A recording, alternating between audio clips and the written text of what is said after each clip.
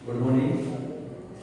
Myself, Jagjeev Ram Rewa, assistant professor government college टॉप। मैं आज बीएससी फर्स्ट ईयर का ऑर्गेनिक केमिस्ट्री पढ़ाऊंगा और ऑर्गेनिक केमिस्ट्री की गवर्नमेंट कॉलेज टॉप में एमडीएस का सिलेबस लागू होता है। तो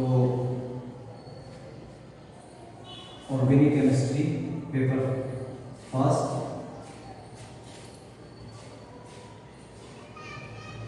हम आज ऑर्गेनिक केमिस्ट्री का इंट्रोडक्शन का पार्ट लेंगे। एमडीएस केमिस्ट्री का जो सिलेबस है उसके बारे में थोड़ा डिस्कस करेंगे। There are 3 units in organic chemistry in syllabus of university of MDS. First unit में जो है वो है आपका स्ट्रक्चर एंड बॉन्डिंग।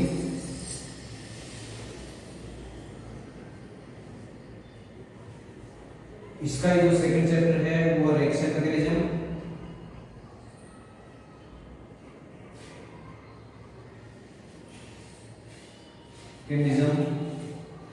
और थर्ड जो चैप्टर है वो आपका स्टीरियोकेमिस्ट्री।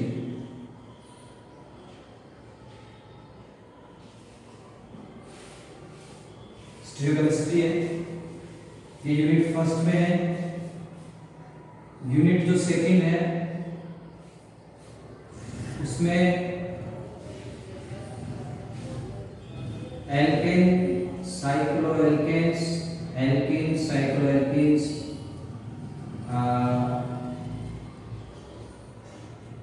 एल्केन्स, एल्कीन्स, साइक्लोएल्कीन्स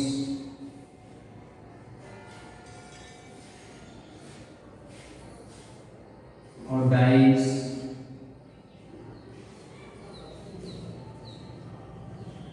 और यूनिट जो थर्ड है, this is the third unit. इसमें है एरोमेटिक कंपाउंड, एरिन, जैसे ये ब्रीफली है। इसमें एरोमेटिक कंपाउंड्स होंगे, एरिन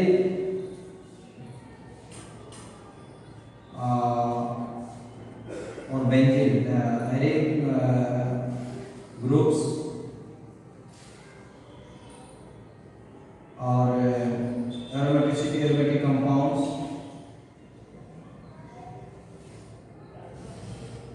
ग्रुप्स और एक चैप्टर और उसमें ये आपका पूरा ऑर्गेनिक केमिस्ट्री जो पेपर सेकंड है उसका सिलेबस है। इसमें हम डिटेल से पढ़ेंगे। सबसे पहले हम लेंगे स्ट्रक्चर और बॉन्डिंग। स्ट्रक्चर और बॉन्डिंग का जो पार्ट है और इसका करेंगे। इसमें हम व्हाट इज बॉन्ड और बॉन्ड कैसे बनता है, बॉन्ड क्या है, what is localised bond, delocalised bond,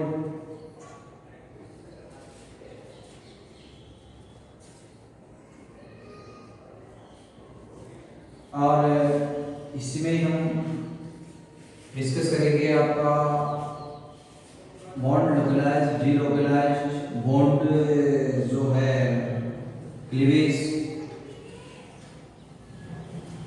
जो बॉन्ड और बॉन्ड एंगल, बॉन्ड लेंथ,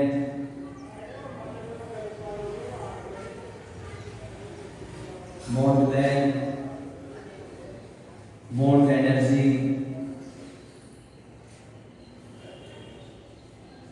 इन सब का डिस्कस हम फर्स्ट जो चैप्टर है स्ट्रक्चर एंड बॉन्डिंग इसमें करने जा रहे हैं। ऑर्गेनिक केमिस्ट्री में, इनऑर्गेनिक केमिस्ट्री में जो स्मॉलेस्ट यूनिट ऑफ सब्सटेंस जो है ये कहते हैं कि सबसे जो छोटा पार्ट है किसी भी मॉलिक्यूल का या फिर किसी पदार्थ का, उसको कहते हैं एटम या एलिमेंट। एटम को हम आगे और डिवाइड नहीं कर सकते, सबसे स्मॉलेस्ट पार्ट है वो है एटम। और एटम मोर देन 2 एटम्स, 2 और 2 मोर देन 2 एटम्स, दो तत्व या कहते हैं कि एटम या परमाणु मिलकर के अणु बनाएंगे। और अणु जो है दो एटम आपस में इंटरेक्शन करके पास पास आएंगे और इलेक्ट्रोस्टैटिक फोर्स से वो एक फिक्स डिस्टेंस पर अपने आप को बैलेंस करेंगे। वो जो फिक्स डिस्टेंस है, वो जो इलेक्ट्रोस्टैटिक फोर्स है, उसको हम बॉन्ड कहते हैं। जो हम बॉन्ड की डेफिनेशन करते हैं कि what is bond. Bond means कोई एटम ए है और देखो दूसरा एटम बी है, इनके एक की नाभिक इधर, एक बी की नाभिक, इन दोनों के बीच में जो डिस्टेंस है नाभिकों के बीच की, इसको हम बॉन्ड कहेंगे। और सिंपली हम जो प्रीवियस क्लासेस में पढ़ा होगा आप लोगों ने कि जब कोई भी परमाणु के बीच में जो अंतरक्रिया होती है, यानी कि एक एटम, जो एटम हमारा बनता है उसमें सेंटर में होती है न्यूक्लियस और बाहर होते हैं इलेक्ट्रॉन्स। सेकेंड एटम मान लो ये न्यूक्लियस होगा और ये तो न्यूक्लियस है, ये इलेक्ट्रॉन्स है। इसका न्यूक्लियस इसके इलेक्ट्रॉन्स को अट्रैक्शन फोर्स से और इसका न्यूक्लियस इसके इलेक्ट्रॉन को अट्रैक्शन फोर्स से अट्रैक्ट करेंगे, जबकि इसके इलेक्ट्रॉन और इसके इलेक्ट्रॉन दोनों आपस में रिपल्सन फोर्स होगा। यानी कि एक नाभिक दूसरे नाभिक को आकर्षित करता है और वो तब तक अट्रैक्ट करेगा जब तक ये दोनों फोर्स एक दूसरे को बैलेंस संतुलित नहीं कर देते। और वो जो डिस्टेंस है, सपोज करिए वो डिस्टेंस आपके ये आते हैं, ये जो नाभिकों के बीच की जो दूरी है इसको हम बॉन्ड लेंथ ये कहेंगे, बॉन्ड लेंथ। या जो ये जो इलेक्ट्रोस्टैटिक फोर्स है, इस प्रकार का जो साम्यावस्था है, इसको कहेंगे हम बॉन्ड। जनरली जो बॉन्ड है, जनरली कोवलेंट बॉन्ड की बात कर रहे हैं। A simple covalent bond is made up of 2 electrons. 2 electrons की साझेदारी से एक कोवलेंट बॉन्ड का फॉर्मेशन होता है, जिसमें एक इलेक्ट्रॉन एक एटम का होगा, दूसरा इलेक्ट्रॉन दूसरे एटम का होगा। मींस सपोज करिए, जैसे मैं इसको मिटा देता हूं,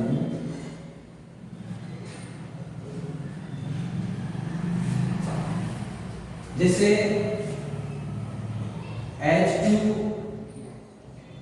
मॉलिक्यूल है और इसका स्ट्रक्चर हम देखें तो ये H और ये H, there are 2 atoms in H2 molecules और bond between the H and H, this bond is covalent bond और this is made up of 2 electrons, 2 electrons।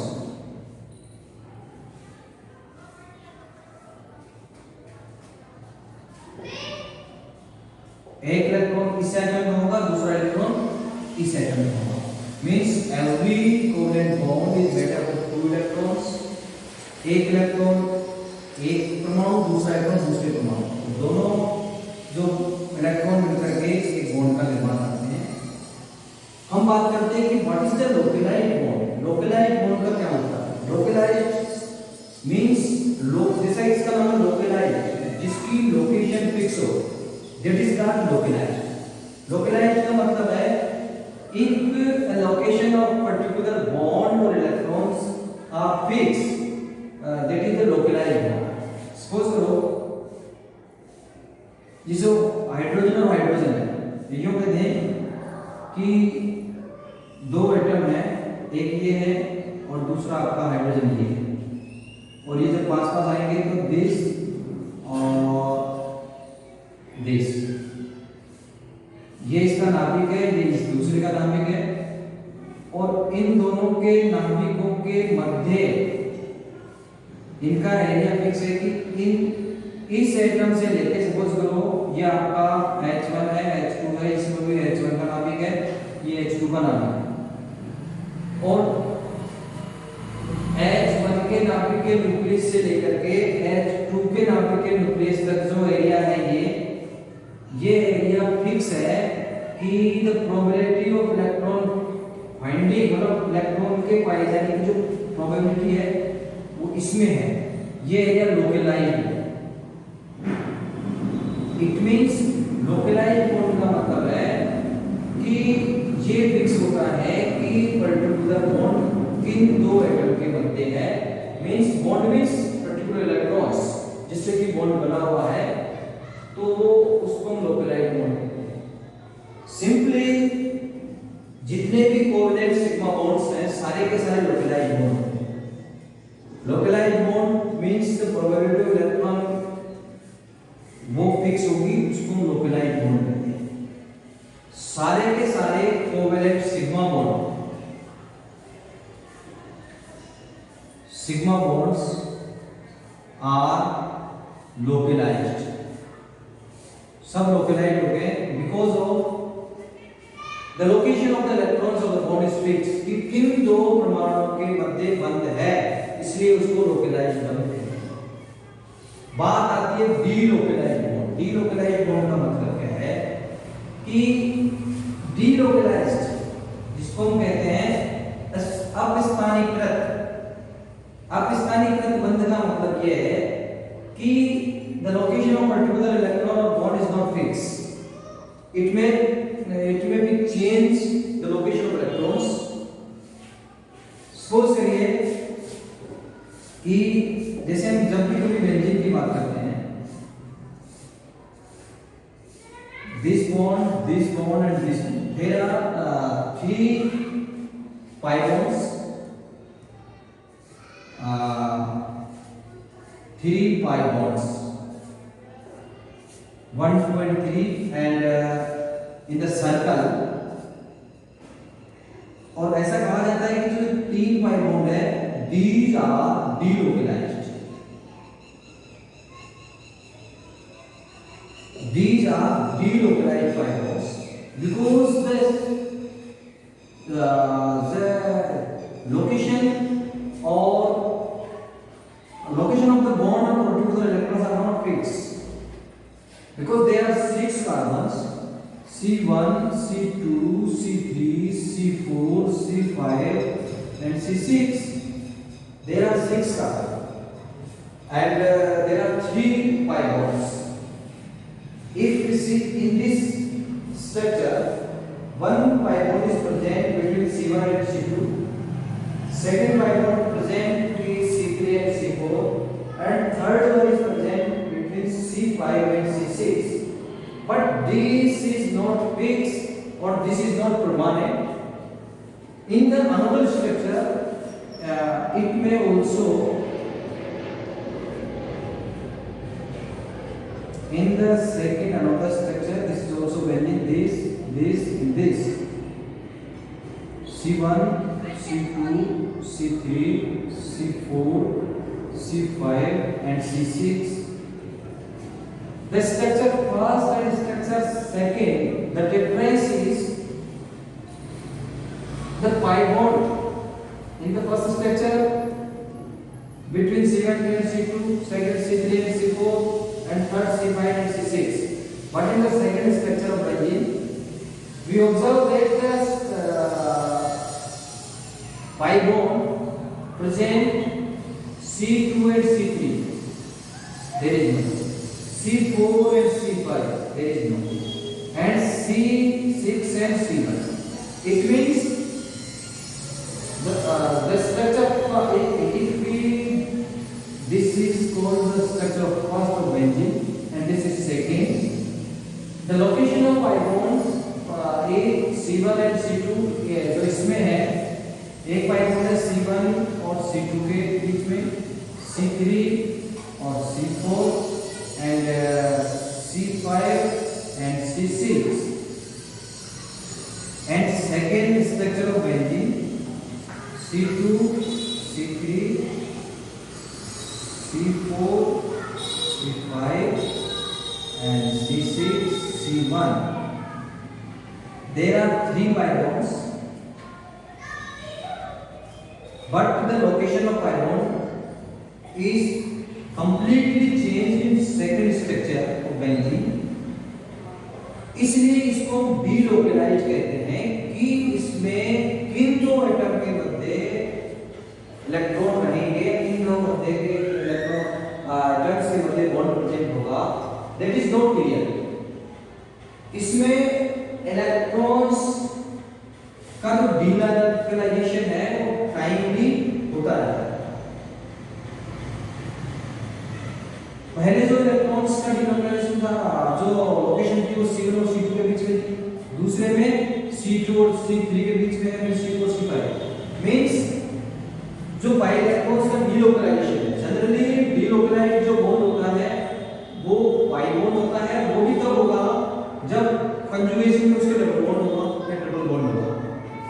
If the conjugation is present or the positive charge or negative charge in conjugation, then delocalization is delocalized bond is formed. ये delocalized bond की परिभाषा है. और delocalized bond all the aromatic compounds, alkenes, alkynes. अब बात आती है what is the cleavage of bond, कि हम बॉन्ड का क्लीवेज क्या है. देखिए जितनी भी रिएक्शंस हैं, जनरली हम ऑर्गेनिक रिएक्शंस की बात करते हैं. In every reactions old bond is break out and new bond is formed.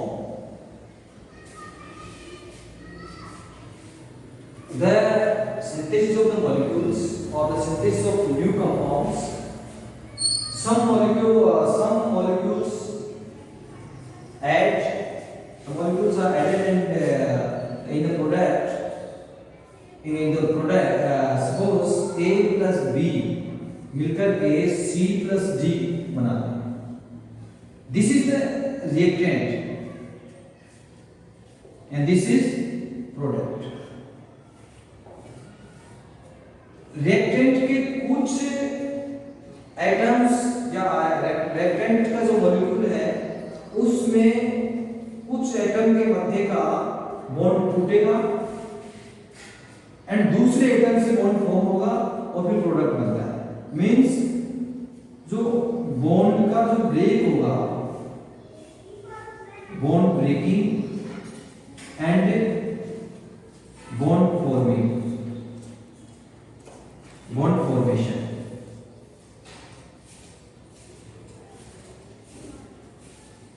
Generally हम बात करते हैं बॉन्ड ब्रेकिंग पर कि बॉन्ड किस टाइप से ब्रेक हो सकता है. देखिए every bond is made up of 2 electrons. Suppose करो A and B. This one electron it may break 3 times. देखिए यदि दोनों जो इलेक्ट्रॉन हैं वो A से दूर चले जाएं और B पर चले जाएं तो इस प्रकार का फॉर्मेशन हो सकता है. यदि A पर आ जाएं तो इस प्रकार का फॉर्मेशन होगा और यदि दोनों के बराबर बढ़ जाए तो इस प्रकार का फॉर्मेशन होगा. बॉन्ड क्लीवेज में भी 3 टाइप्स. ये कहते हैं कि द क्लीवेज ऑफ बॉन्ड या breaking of bond occurs 3 types 1, 2 and 3. Simply यदि बॉन्ड के दोनों इलेक्ट्रॉन एक एटम के पास चले जाते हैं तो फ्री रेडिकल्स का निर्माण होता है. These are the free radicals. और किसी एक एटम पर दोनों इलेक्ट्रॉन चले जाते हैं. सपोज करो B की तरफ मूव करते हैं या A की तरफ मूव करते हैं. यदि B की तरफ मूव करते हैं, ये वाला क्वेश्चन मींस इस पर इलेक्ट्रॉन आ जाएगा, नेगेटिव चार्ज होगा और जितने भी जाएंगे उसे पॉजिटिव चार्ज होगा. यदि इसका उल्टा हो यानी इधर मूव नहीं कर करके A की तरफ मूव करें तो उसको हम कहेंगे A पर नेगेटिव B पर पॉजिटिव. यानी कि due to the cleavage of bond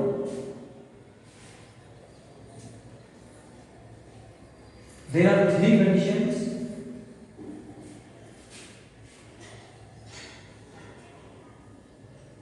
Formation of free radical, and second formations of ions. Ions may be cations positive charge और anions negative charge. इसको हम दूसरे शब्दों में कह सकते हैं कि होमोलाइसिस क्लीवेज होगा and second heterolysis. Homolysis cleavage bond electrons एक एक बॉन्ड का इलेक्ट्रॉन जैसे A प्लस B है या A और B के बीच में बॉन्ड है तो एक इलेक्ट्रॉन इधर जाएगा दूसरा इलेक्ट्रॉन इधर जाएगा. रिमेनिंग जो स्पीशीज होगी फॉर्मेशन ऑफ फ्री रेडिकल. हेटेरोलाइसिस में किसी एक एटम पर जाता है. इट मे बी दिस और मे बी दिस. यदि इसकी बात करते हैं तो A प्लस B माइनस, इसकी बात करते हैं तो A minus B plus. Means heterolysis bond cleavage में फॉर्मेशन ऑफ कैटायंस और एनायंस होते हैं जबकि होमोलाइसिस में फॉर्मेशन ऑफ फ्री रेडिकल्स. आज हम इतना ही इसको कर पाएंगे. अगली क्लास में हम देंगे इसके bond diagram, what is bond diagram, bond length, bond energies और इसको आगे हम कंटिन्यू करेंगे. Thank you.